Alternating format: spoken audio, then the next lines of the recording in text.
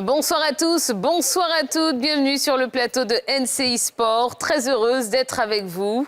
Et oui, le sport ne s'arrête pas, donc c'est pour cela qu'on est avec vous ce soir, en ce jour férié, en direct, pour passer en revue l'actualité sportive de la semaine.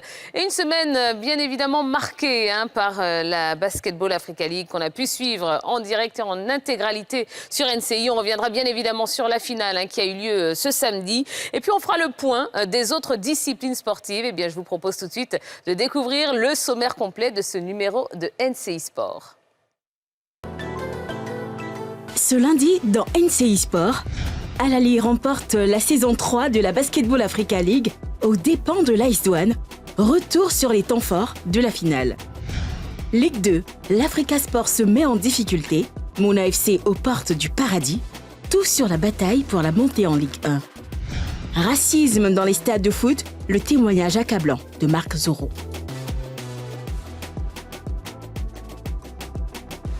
Beau programme en perspective. On a une heure pour bavarder tous ensemble. Et je ne suis pas seule autour de la table. J'ai mon consultant du soir. Bonsoir Nasser Eddy. Salut Tia. Comment allez-vous? Super bien, comme à chaque fois qu'il s'agit de parler de sport. Absolument. Alors Nasser, on a passé une belle semaine en mode basket. Oui, avec la balle et cette phase finale là, qui nous a vendu du rêve et des émotions pour au final, malheureusement pour nous, Ivoiriens, qui n'a pas de débouché sur le sacre des ABC Fighters comme on s'y attendait et comme on espérait. Mais bon, on a vécu quand même de très belles émotions sur NCI. Eh bien justement, voilà, on va y aller tout de suite avec le basketball, un clap de fin de l'édition 2023 de la Basketball Africa League. Au terme d'une belle campagne, les Égyptiens d'Al Ahly ont été sacrés champions et succèdent donc à l'US Monastir. Armel Yao et Moon nous font le bilan de la dernière journée de cette superbe compétition. La 3e édition de la Basketball Africa League a connu son dénouement samedi. Al Ahly d'Égypte succède à l'US Monastir. En finale, les Égyptiens ont battu les Sénégalais de l'AS Douanes 80-65.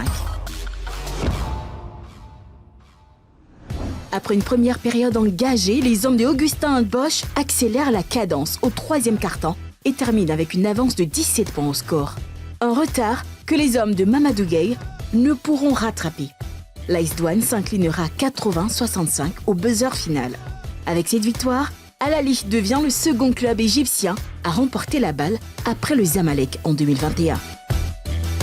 Après avoir été sorti en quart de finale lors de la première édition, l'AS Douanes échoue cette fois-ci en finale. Derrière, la déception de la finale perdue se cache un autre sentiment, celui d'avoir progressé et surtout d'avoir réussi à se hisser au top niveau du basketball continental.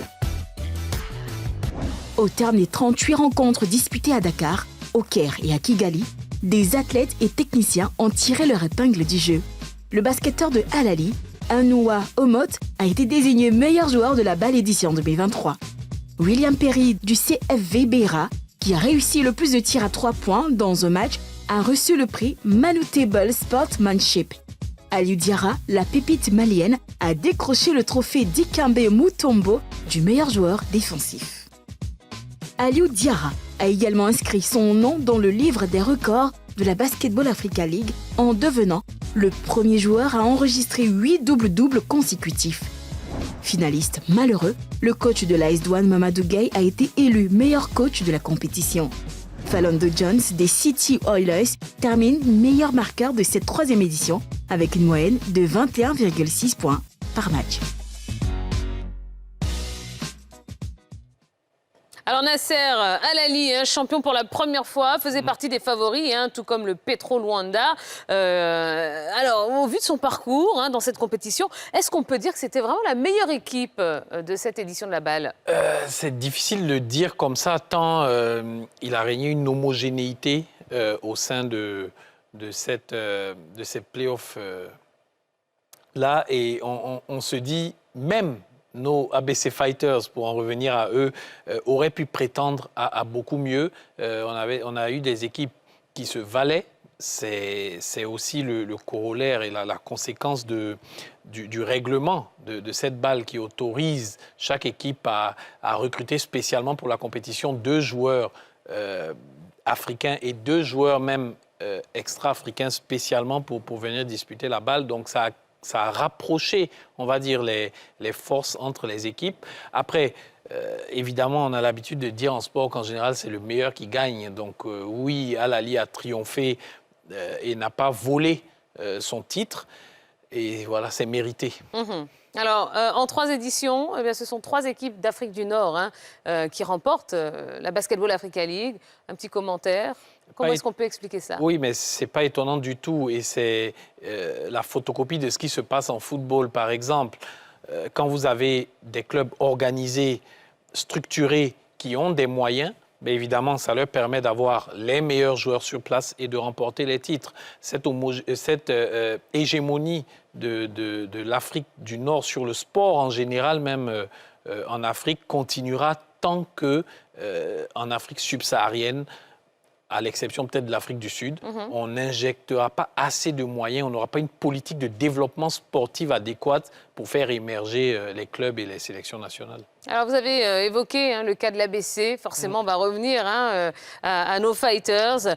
Avec un petit peu de recul, est-ce que vous pensez que cette équipe des Fighters aurait pu aller un petit peu plus loin dans la compétition, puisqu'on rappelle qu'ils se sont arrêtés au quart de finale? Ben, clairement, parce que même quand on regarde la défaite face au Petro, ça s'est joué à vraiment très peu. On n'a pas eu un Petro qui a écrasé les Abidjanais. Et d'ailleurs, le Petro s'est incliné par la suite dès le tour suivant en demi-finale. Donc, je reviens encore à l'homogénéité qu'il y avait lors de cette balle-là. Toutes les équipes en place, pour moi, pouvaient prétendre à des demi-finales, à la finale et même à remporter le titre. D'accord, très bien. En tout cas, voilà ce qu'on pouvait vous dire. Félicitations donc au club d'Al Ahly, voilà, qui remporte cette 3e édition de la Basketball Africa League. Et il y aura encore de belles compétitions à vous proposer sur NCI. Ne vous inquiétez pas. Allez, on va passer au sujet suivant. C'est Inside. Et c'est désormais officiel. Mouna FC accède à la Ligue 1 après avoir battu Yamoussoukro FC cet après-midi 3-1 lors de la 26e et dernière journée. Comment la bande à Boudomori a préparé cette dernière victoire vers la montée? Eh bien, Yves-Boris Vert, Meliao, Hervé Kiessé et Marco Seri nous plongent au cœur d'une séance d'entraînement des jaunes et noirs. Regardez.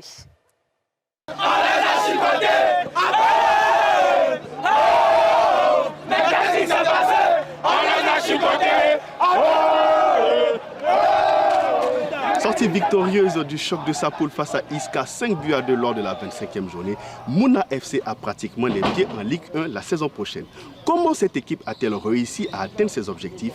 NCI Sport rend visite au protégé du président Ali Mouna pour vous révéler les secrets de cette fabuleuse saison. On y va.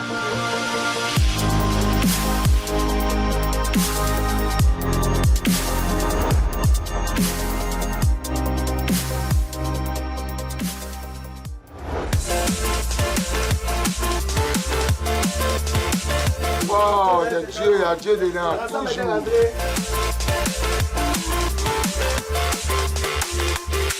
Je voulais vous dire au nom de l'encadrement technique, merci et bravo.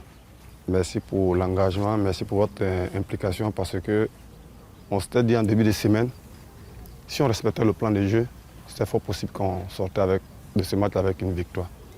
Vous l'avez si bien fait. Ce matin, je suis venu ici pour vous dire merci. Merci parce que l'adversaire, il fallait le gagner. Mais il nous reste encore 90 minutes pour avoir notre objectif. Ce football, tout est possible. Mais comme moi, personnellement, je vous fais confiance, je sais qu'on va terminer le championnat en beauté. Continuez le travail. On a plus mis l'accent sur l'aspect psychologique parce qu'il fallait d'abord faire comprendre aux jeunes que ça allait être une mission difficile, mais pas impossible. Voilà, donc c'était un travail de longue haleine. Chaque matin, on leur parlait, on leur disait d'abord le projet. Quand ils ont adhéré au projet, il fallait leur faire comprendre maintenant la démarche à suivre qui était le travail, la discipline et l'humilité. On a placé nos 2 bons joueurs de tête ici, éventuellement pour ne pas que le ballon passe dans un premier temps Et si ça passe, que ça revient vers ici, vous devez gagner le duel. Hein? Allez, jeu! Nos premiers stages à Bonois avec le coach Boudomori et son collègue coach Boiseau, ça a été très difficile pendant ce stage-là. Mais le connaissant, nous nous sommes adaptés à sa méthode.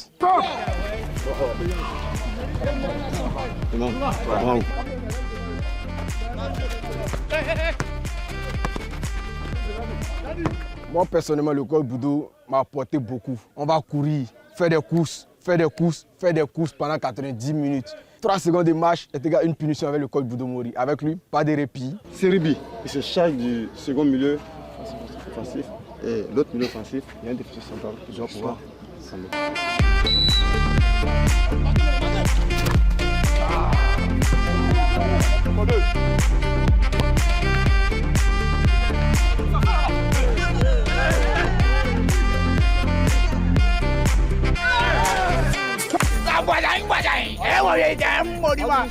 Voilà, Mazou c'est, Mazou arrive. Réagis, Mazou arrive. Voilà. Le foot, c'est pas que courir, les gars. On court, mais si on se met nous tous à courir, nous tous dans la même direction, même si nous sommes 20, on va perdre. Avec l'arrivée de coach Boudomori, il m'a établi un programme. À la sortie de là, il m'a dit de bien respecter tout ce qu'il va me dire. Moi, je lui ai donné l'objectif du club. En fait, il donne un bon programme et voilà, à la suite de ça, il donne des joueurs à recruter. Il me dit, président, il nous faut tel joueur, et on le fait. Tout est mis en place pour que Boudomori réussisse sa mission. Les gars, le foot, ça c'est juste sur les détails. Avant, on a gagné sur les détails. Voilà. À un moment de la saison, on était à 4 points de l'adversaire. Quand je discute avec mon coach, il me dit, le président, nous sommes en football. Tout est possible. On continue le travail. Nous avons continué le travail. Et aujourd'hui, à une journée de la fin du championnat, nous étions à 3 points de l'adversaire. Il fallait le battre. Et c'est ce qui a été fait. On est en Ligue 1, on est en Ligue 1, on est en Ligue 1, on est en Ligue 1, Boudomori et ses poulets comptent tout donner pour terminer en beauté cette saison de Ligue 2.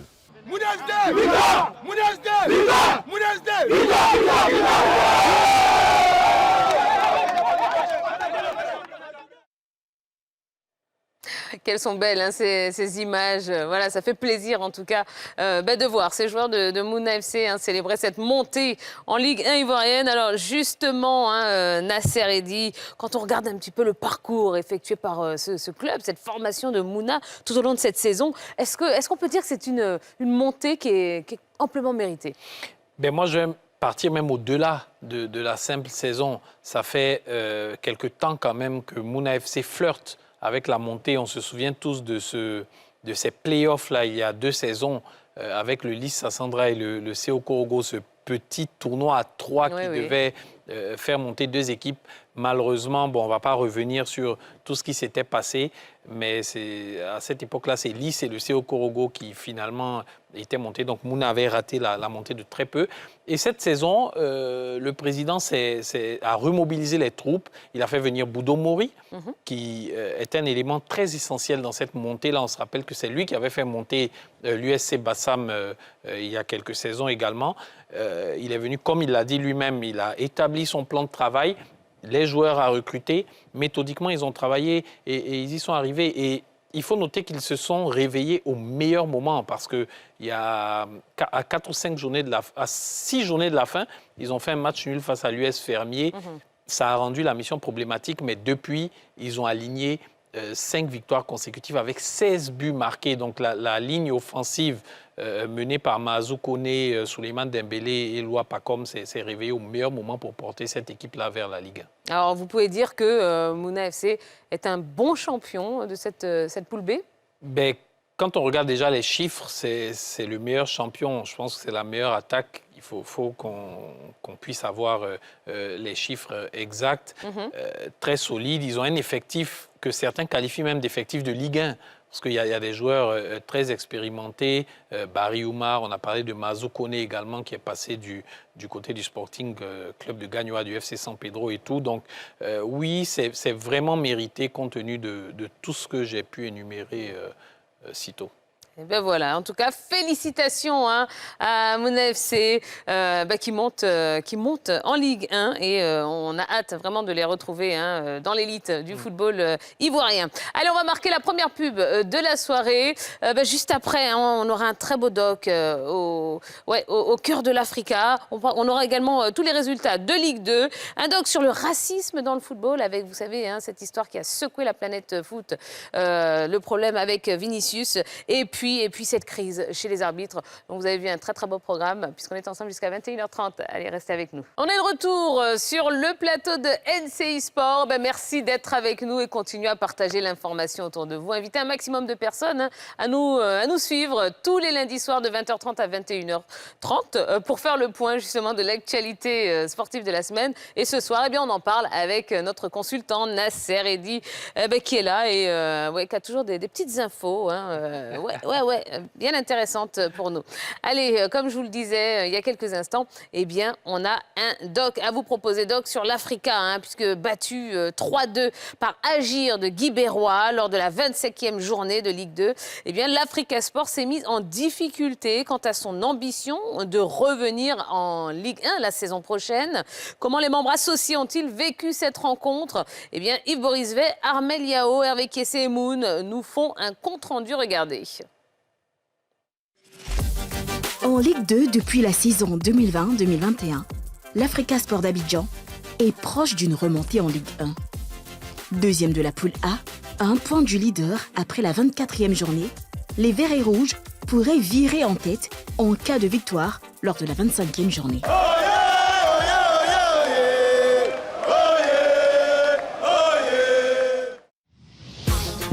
Mardi 23 mai, stade Robert Champrou de Marcory. L'Africa Sport affronte Agir de Guy Berrois. Dans le même temps, Zoman, 3e, et le leader Boisflé croisent le fer à Yamoussoukro. Dès 12h, les premiers membres associés arrivent au stade Robert Champrou. Ils sont confiants avant cette rencontre décisive. Nous avons la foi que l'Africa va monter. On est sûr qu'on monte.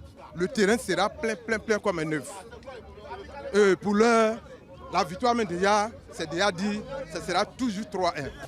13h45, le bus transportant les joueurs de l'Africa Sport est visible aux abords du stade. Les supporters oyés font monter la pression. 14h15, Hadj Mohamed dévoile sa compo.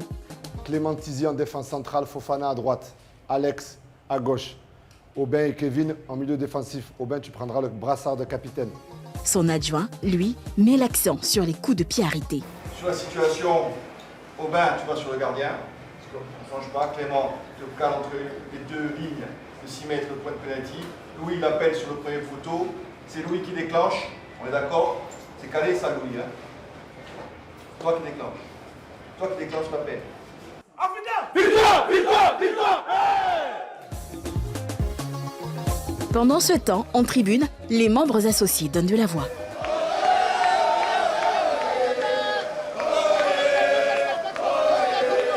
Notre équipe déjà est bien positionnée pour la montée. Mais les gars doivent être concentrés. 15h30, c'est le début du match. Bousculés par Guy Berrois, les Aiglons réagissent et retournent au vestiaire avec un déficit au score. 2-1, c'est le score à la pause. Le président QOTA Narcisse descend dans les vestiaires pour parler à ses hommes. Nous ne sommes pas autorisés à filmer cet instant de vérité entre l'homme fort des Aiglons et ses joueurs. Dans les gradins, les membres associés demeurent optimistes malgré leur retard de but au tableau d'affichage. Je crois toujours à mon équipe jusqu'à la dernière minute et je pense que nous allons remporter ce match-là. Moi, je suis convaincu que nous allons remonter ce but et puis mettre un troisième but. Enfin, je suis convaincu même que nous allons emporter les 3 points. On a été pris rapidement, mais ils ont su se ressaisir. Ils sont en train de remonter la pente un peu. La possession était du côté de l'AJ. Et là, nos joueurs ont essayé de se reconcerter. Maintenant, ça commence à aller avec la réduction du score. Et on espère qu'à la deuxième mi-temps, l'entraîneur saura trouver les mots et le conseil pour qu'ils soient motivés et revenir doublement fort. Le match reprend. L'Africa encaisse un 3e but au grand désarroi de ses supporters.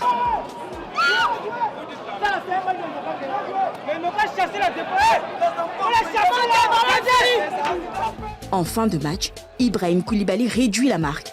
Un but qui fait réagir Kader Keita. Un match, c'est 90 minutes tant que l'arbitre n'a pas sifflé. Je pense que tout est possible d'avoir un match nul. Donc voilà, c'est juste soutenir les jeunes, à pousser encore jusqu'à la fin. Fin du match, l'Africa Sport s'incline 3-2. Colère, déception et indignation chez les membres associés. Vraiment, je m'attendais à tout sauf cette défaite. La défaite étant vraiment mal placée, je suis vraiment déçu. Ça, c'est pas un match que l'Africa Sport devait perdre. C'est seulement dit. On ne peut pas perdre tous les matchs sur ce match-là. Un match qui nous amène à 75% en Ligue 1, avec tout le public mobilisé. On devrait payer les tickets à 2000 francs. Nous, les supporters, on joue nos rôles. Mais aux dirigeants de jouer leur rôle et aux joueurs de jouer leur rôle. On a laissé notre travail parce qu'on aime le club. Mais on vient voir ce que le club produit pour nous donner, pour nous mettre dans les calculs. Selon moi, l'entraîneur n'aurait pas dû faire sortir les deux, ni Diezan Kevin, ni Koulibaly, qui tenaient le milieu. Moi, pour moi, c'est une erreur de coaching. Hadj Mohamed reconnaît sa responsabilité. Je pense que nos joueurs n'ont pas été bons dans tous les compartiments du jeu, que ce soit en défense, au milieu ou devant. Derrière, on a manqué de rigueur, ce qui faisait un petit peu notre force sur la phase allée. Au milieu de terrain, je pense qu'on était un petit peu essoufflé. Et devant, on a voulu faire la différence seul. On a oublié que c'était un sport collectif. Et c'est ce qui a un petit peu joué en notre défaveur. Avec cette défaite inattendue, les Aiglons se mettent en difficulté. Ils n'ont plus leur destin entre leurs mains. La dernière journée s'annonce encore plus décisive.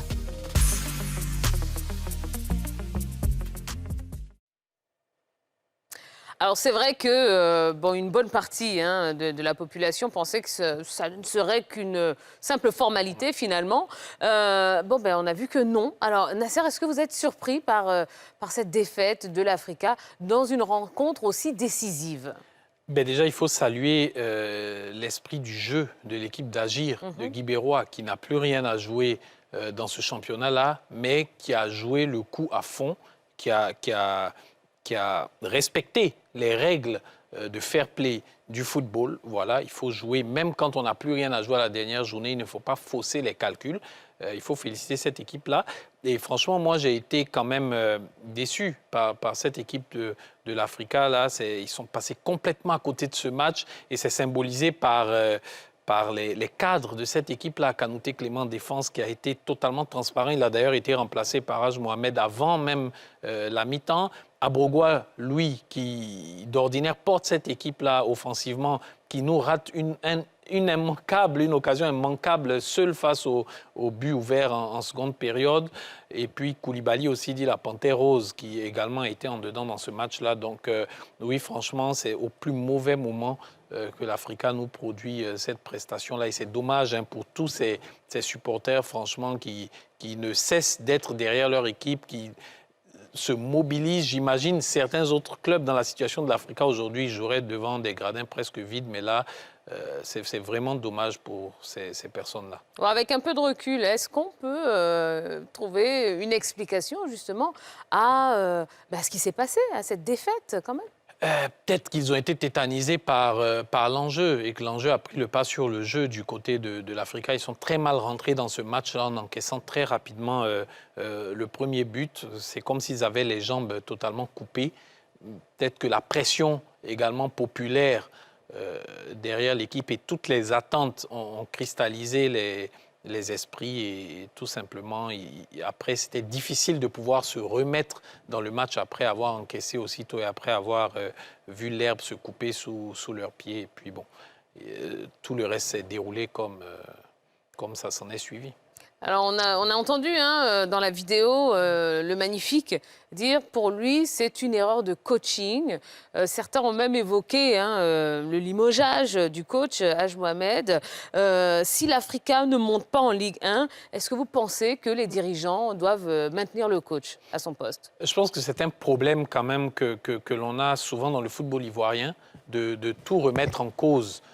Dès qu'il y a une contre-performance. Mais il ne faut pas oublier qu'avant ce match-là, Hadj Mohamed, c'est quand même 6 victoires consécutives Donc, il a redressé ce club-là. Il est arrivé, l'Africa n'était même plus dans la course à la montée. Quand il arrivait, c'était très difficile. Il a réinstauré une discipline. Il a réinstauré de la tactique dans cette équipe-là. Il a remis en confiance les joueurs. Il a relancé la machine. Donc, honnêtement, non, pour moi, il doit rester, quel que soit le résultat de la dernière journée. Alors, comme toutes les semaines, on vous a posé une question via nos réseaux sociaux, via la page Facebook de NCI. Pensez-vous que l'Africa peut remonter en Ligue 1 à la fin de cette saison? Eh bien, regardons cette compilation de vos meilleures vidéos, compilation réalisée par Marco Seri. C'est dans Facecam.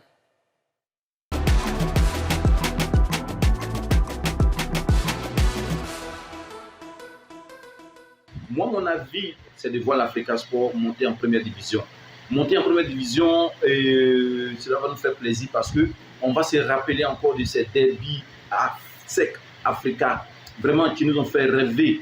Franchement dit, j'aime et je veux voir l'Africa monter en première division pour aller mettre fin au règne de la SEC. Moi, je pense que tout est possible parce que l'Africa aussi garde une mince chance de monter en Ligue 1. Tout est possible, ça peut arriver. L'équipe de Zoma peut perdre, l'Africa peut gagner, ça peut arriver. Donc, moi, je pense que rien n'est encore joué. Rien n'est encore joué. Moi, je suis sûr et certain que Africa Sport peut rentrer en première ligue parce qu'ils ont le talent, quoi. Ils ont le talent, ils ont tout un peu. L'Africa en première division, oui, c'est possible. C'est possible. C'est possible. En condition que les dirigeants d'Africa se organisent plus. Nous pensons que nous avons encore mathématiquement nos chances, rien n'est encore perdu. C'est le football, tout est permis, tout est possible. Voilà, dans le football, rien n'est prédéfini. On pense que les chances restent encore intactes mathématiquement parlant. Il n'y a que Dieu, lui seul, qui sait le résultat. Eh bien, Nasser, je vais forcément vous poser la même question. Est-ce que vous pensez que l'Africa va remonter en Ligue 1 à la fin de cette saison? Non, je ne suis pas devin, donc je ne pourrais pas vous dire si oui ou non. Oh là, vous bottez en touche, là. Mais, mouillez-vous un peu, Nasser. Oui, non, mais honnêtement, déjà mathématiquement, c'est probable.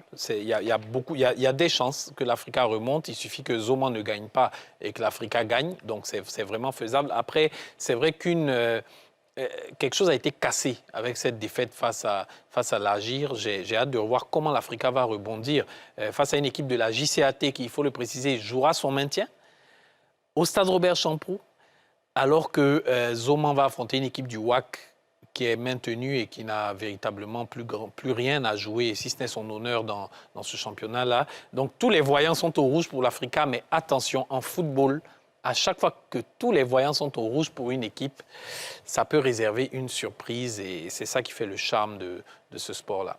Bon. Eh bien, très bien. Allez, on va passer aux résultats. Oui, aux résultats de la Ligue 2. Voilà, cris de joie et visage de détresse ont meublé la 26e et dernière journée de Ligue 2, jouée samedi dans la poule B, puisqu'on va commencer par cette poule. C'est Mouna FC donc, qui monte en Ligue 1 après son succès face à Yamoussoukro, succès 3-1 cet après-midi au Champroux. Le COE Sport a évité la relégation en battant Songon FC sur le score de 3-2. Et pour le reste, eh bien, un partout entre RFC Aboisseau et Adiaké, 0-0 entre Guéry FC et Sirocco FC, un but partout entre Cozap et la Estanda, et puis un nul vierge également entre l'US Fermier et OC Tabo. Au classement de la poule B, le Mouna FC termine premier de la poule devant Iska, 49 points, et Yamoussoukro FC 43 points. L'OC Tabo et Cozap descendent donc en D3 avec respectivement 24 points et 23 points. On va passer à la poule A. Et dans cette poule A, un seul match s'est joué. 4 jours après son succès face à l'Africa Sport, eh bien, l'Agir de Guibérois a mordu la poussière face à l'Amfiara Sport, 6-0. Les autres matchs de cette journée sont prévus pour le mercredi prochain. Alors, on vous donne, le programme. À 15h30, JCA Africa Sport. À 18h, Issa Oasi, AC Ouragayo. Et puis, ES Benjerville, Espérance Boaké. marqué EFIM ADFK et enfin Zomo FC WAC. Et pour le classement de la poule A, donc premier, Zomo FC avec 46 points, suivi du CO Boisflé 46 points, Africa Sport 45 points et au bas du tableau, EFIM 25 points et Uragayo 11 points. Voilà. Alors, bon, on a parlé de l'Africa, mais moi, je voudrais qu'on parle quand même de Agir. Que pensez-vous de la défaite écrasante de l'Agir face à l'Amfiara 6-0 quand même? Incroyable, surprenant, et j'en parlais tantôt quand je parlais de la beauté du football.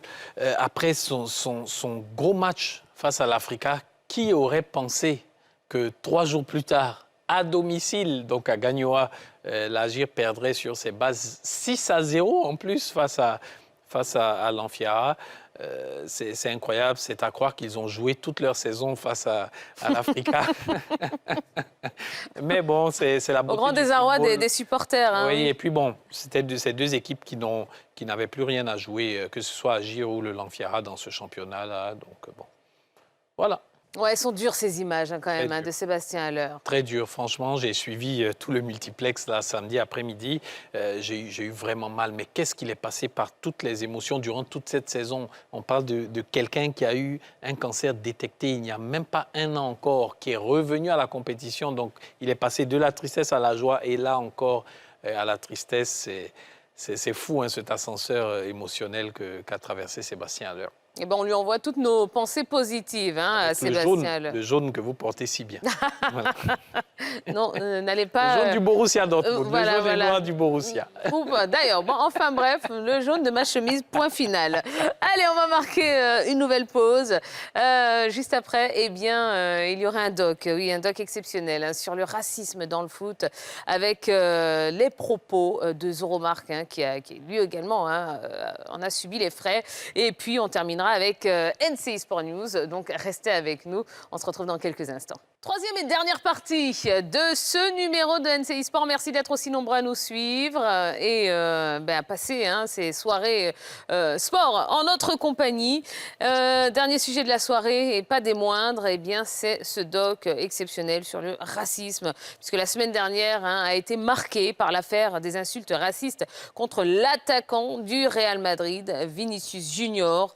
En Côte d'Ivoire, un joueur a vécu la même expérience. Il s'agit de l'ancien international ivoirien Zoromark.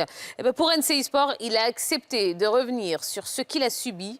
Racisme, réveil des vieux démons, c'est un sujet de Stash Niaba avec Moon au montage.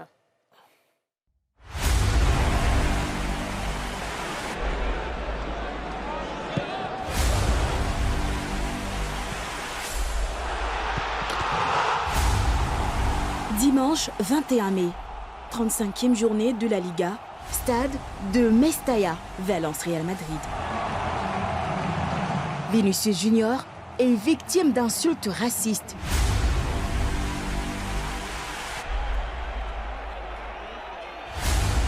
L'affaire ébranle l'Espagne.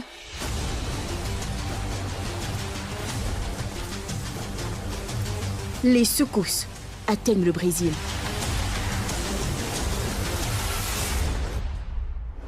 Ce n'est pas la première fois qu'un joueur noir est victime d'actes racistes dans un stade de football. Il y a quelques années, le défenseur international ivoirien Marc Zoro vivait une affaire semblable. Pour NCI Sport, il a accepté de raconter son expérience.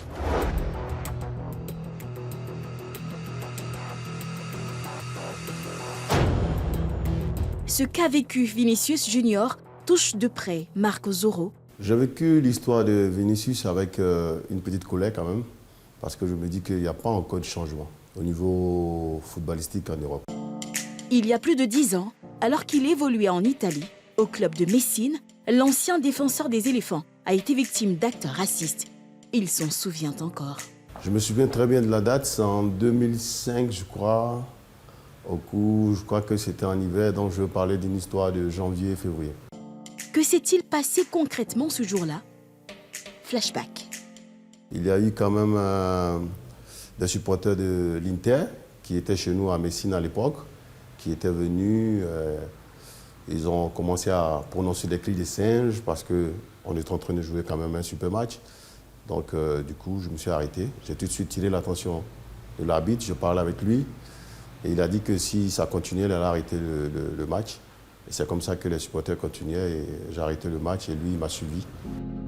Face à la gravité des faits, Marc Zoro aurait pu prendre une grande décision qui aurait marqué l'histoire en termes de lutte contre le racisme. Quitter le terrain, par exemple. À cette époque, il y avait assez de blacks dans l'équipe de l'Inter. Je veux parler d'Adriano, de Martins. En tout cas, ils étaient nombreux. Et tout de suite, ils sont venus, ils m'ont soutenu. Ils m'ont dit qu'ils étaient avec moi, mais il ne fallait pas que j'arrête le match. Et ils ont essayé de me dissuader pour continuer. Et je n'ai pas voulu. Et c'est plutôt Materazzi qui devait rentrer en jeu, qui m'a dit, mais écoute, laisse tomber, viens, on va jouer. Les gens ont commencé à parler. Et puis j'ai repris le match. Comme lui, Vinicius Junior n'a pas quitté le terrain. Le joueur du Real Madrid a poursuivi la rencontre. Et comme s'il était écrit que cette soirée ne serait pas la sienne, il a été exclu en toute fin de match. Vinicius, il pouvait quand même quitter le terrain. Ça allait quand même marquer les esprits. Et ces supporters qui viennent pour le spectacle allaient repartir sur leur faim quand même. Parce que cela allait apporter une leçon. En réaction à ce qui s'est passé sur le terrain de Valence, les instances du football espagnol ont frappé. La tribune Mario Kempes du stade Mestalla, d'où provenaient les injures racistes, a été fermée pour les 5 prochains matchs. Cette sanction a été réduite à 3 matchs. Ce n'est pas tout. Une amende de 25 millions de francs CFA a été également infligée à Valence, suffisant pour endiguer le mal. La décision n'est pas aussi tenace, on n'arrive pas franchement à sanctionner les stades où il y a ces cris racistes et je ne trouve pas ça normal. Les gens ont tendance à transférer, à déplacer le débat pour amener ça dans un contexte politique parce que les gens trouvent que parler du championnat espagnol ou italien où on parle du racisme, c'est mettre le pays dans un mauvais contexte. De nombreux footballeurs ont apporté leur soutien à Vinicius après les scènes honteuses de Mestalla. Le soutien de tous les joueurs, c'est bien, c'est noble, ça ne suffit pas. Parce qu'en mon temps, j'ai eu tous ces soutiens. Je veux parler du président Nelson Mandela, paix à son âme, il m'avait appelé. Il y a tout le monde. Mais aujourd'hui, ça persiste. Je pense qu'il faut prendre des sanctions vraiment, je ne veux pas dire drastiques, mais ce qui va amener les gens à changer quand même. Pour vaincre définitivement les racistes dans les stades de foot, Marc Zoro a une solution. La première solution que je proposerais, c'est de suspendre le stade. Au moins pour 6 mois. Et l'équipe adverse, il a joué à l'extérieur. Espérons que des solutions efficaces soient trouvées pour exclure le racisme définitivement des stades. Nasser Eddi, est-ce que vous avez le sentiment que les instances du football font ce qu'il faut pour mettre fin à ces actes racistes dans les stades? Ben non. Non, Tia, tout simplement non. Et pour pointer du doigt l'Espagne, dont on parle avec le cas de Vinicius, encore moins, parce que Javier Tebas, le président de la Ligue espagnole, est très proche du parti ultranationaliste Vox, donc on remarque à chaque fois, même après l'affaire Vinicius, qu'il a des déclarations très nuancées. Oui. Il a du mal à condamner de façon ferme et à prendre les décisions qu'il faut pour que ça suive.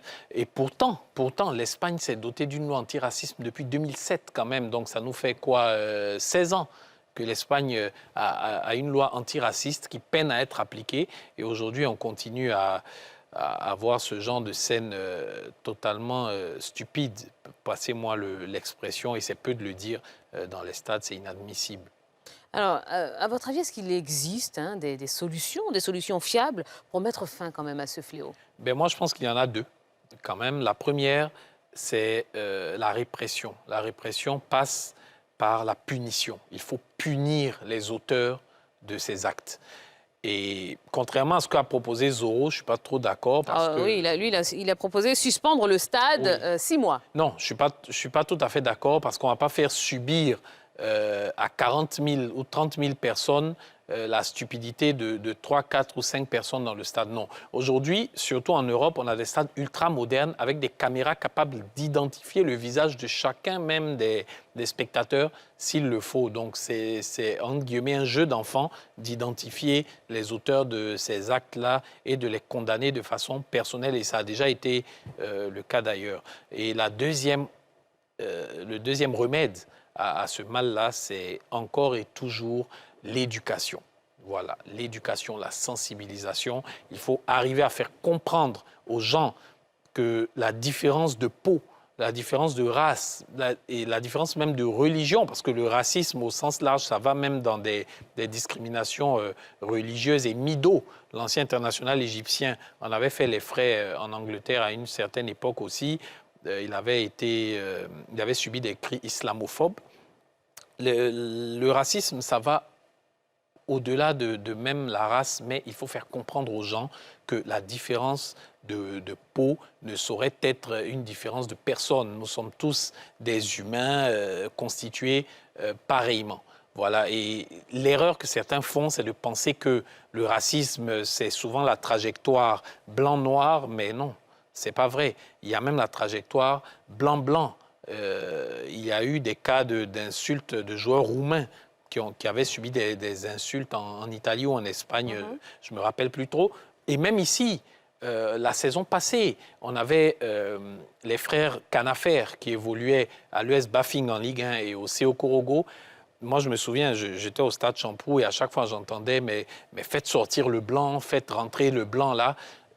Ce sont des propos qui sont inadmissibles. Mais malheureusement, quand ça va dans un sens, c'est choquant. Et quand ça va dans l'autre sens, on ne veut pas que ça soit choquant, non. Dans toutes les formes, toutes qu'elles soient, c'est vraiment inadmissible, inapproprié, condamnable. Il faut que ça cesse pour de bon. Nous sommes tous des humains, nous sommes pareils. Alors pourquoi aujourd'hui, c'est arrivé en Espagne, ça arrive aussi malheureusement en Italie. Beaucoup. Pourquoi dans un pays comme l'Angleterre, on n'entend plus parler, on entend moins parler de ce genre de phénomène? Tout simplement parce qu'ils ont appliqué ce que je disais plus tôt, c'est-à-dire ils ont sévi de façon très sévère et drastique pour punir les auteurs de ces actes-là.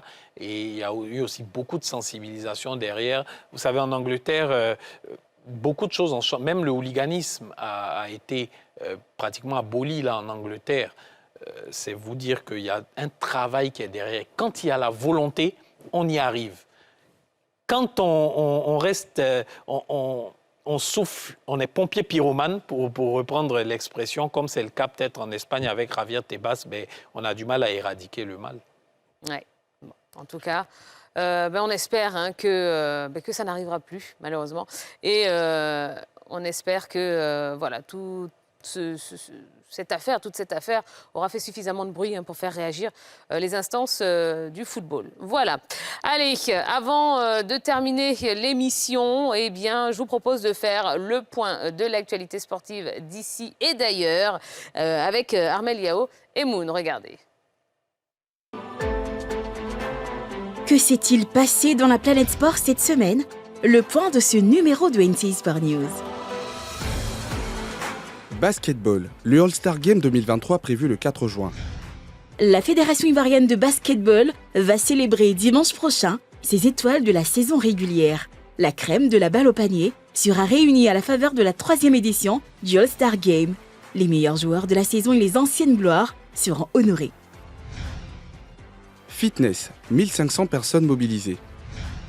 L'Association ivoirienne de fitness et la Fédération ivoirienne de fitness et aérobic ont donné rendez-vous à leurs membres et anonymes samedi pour une séance de fitness. Ce sont 1500 personnes qui ont fait le déplacement à la Riviera 3 pour entretenir la forme avec différents coachs. À en croire Madame Conan, cette édition, la 52e, a été une réussite totale vu l'affluence. De plus en plus de personnes ont compris que la pratique du sport est importante pour la santé. Les élèves de l'école de police ont apporté un cachet particulier à cette séance. Prochain rendez-vous septembre et décembre pour les 2 dernières séances de l'année. Cannes 2023, le Kokan au Kozim. Après les rois et chefs traditionnels et le forum des guides religieux de Côte d'Ivoire, le comité d'organisation de la Cannes 2023 a rencontré le Conseil supérieur des imams de Côte d'Ivoire le mardi dernier. Le président du COCAN, Albert François Amichia, a fait le point sur l'état d'avancement des travaux et a demandé l'implication ainsi que l'accompagnement en prière pour la réussite de la CAN prévue du 13 janvier au 11 février 2024. Mondial U20, le Sénégal éliminé. Champion d'Afrique des moins de 20 ans, le Sénégal ne verra pas les huitièmes de finale de la Coupe du Monde U20. Avec 2 défaites et un match nul, les Lionceaux quittent l'Argentine sans gloire. En revanche, la Gambie, la Tunisie et le Nigeria poursuivent la compétition. Football, une fresque pour Wilfried Zaha. En fin de contrat, après avoir passé 13 ans à Crystal Palace, Wilfried Zaha a désormais sa fresque à côté de Selhurst Park. Pour tous les services rendus aux Eagles, le club, dans le cadre d'une autre collaboration avec le célèbre collectif d'artistes de rue britannique Murwalls, lui a érigé une fresque. Située près du coin sud-est du stade, la peinture murale représente 3 des images préférées de Zaha dans une chemise Palace, dans une chemise blanche. Sous le maillot rouge et bleu, l'Ivoirien a disputé 458 matchs et marqué 90 buts, dont 68 en première ligue. Zaha est en fin de contrat et pourrait aller voir ailleurs. Eh bien voilà, hein, on a fait le tour. Nasser, je ne vous ai pas vu à la journée du fitness. Je vous ai cherché dans la foule. Vous n'y étiez pas? Pourtant, on s'était donné rendez-vous là-bas. Hein? Oui, j'ai voulu faire l'effort. J'ai voulu faire l'effort d'y être. Malheureusement, j'ai été rattrapé par mes mauvais démons. Bah, très bien. Bon, bah, peut-être pour la prochaine. Mais bon, le président journée. Abdoulaye Coulibaly de la FESAF a déjà eu mon mot. Sûr, j'y serai aux prochaines éditions. D'accord, eh bien, très bien. Le rendez-vous est pris. Allez, la semaine prochaine, eh bien, on vous proposera un doc sur la crise qui secoue les arbitres en Côte d'Ivoire et la MAFSI. Et bien sûr, tout le reste de l'actualité sportive de la semaine qui arrive. Voilà, écoutez, on espère que vous avez passé une belle soirée en notre compagnie. Reposez-vous bien, passez une excellente semaine de sport et rendez-vous lundi prochain à partir de 20h30 pour encore plus d'actualités sportives et plus d'informations. Voilà, allez, comme d'habitude, on va se quitter avec des petites prolongations. Ça nous fera du bien. Excellente soirée à tous. Bye bye.